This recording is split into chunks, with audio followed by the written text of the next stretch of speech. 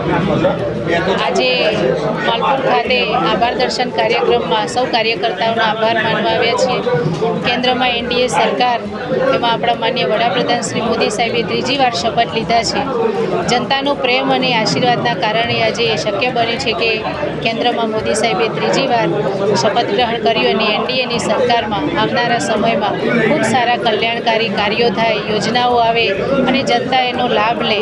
એના માટે જનતાએ ત્રીજી વાર જ્યારે અમને આશીર્વાદ આપ્યા છે, એમાં પણ સાબરકાંઠા અરવલ્લી લોકસભાનું કમળ ખૂબ સરસ રીતે ભારે વોટોથી જીતીને જનતાએ જે મોદી સાહેબને અર્પણ કરવાનું ભગીરથ કાર્ય કર્યું છે, એના માટે અમે જનતાનો, કાર્યકર્તાઓનો અને સંગઠનનો આભાર વ્યક્ત કરવા આવ્યા છીએ અને સૌનો આભાર વ્યક્ત કરીએ છીએ। આવનારા સમયમાં સૌને સાથે રાખીને વિકાસના કાર્યો કરીશું અને જનતાના જે કોઈ પ્રશ્નો હશે તે સાથે બેસીને એને પૂરા કરવાના પ્રયત્નો કરીશું। હા, હમણાં જે સાહેબે વાત કરી, ઝાલા સાહેબે, એના માટે અમે ચોક્કસ વિચાર કરીશું।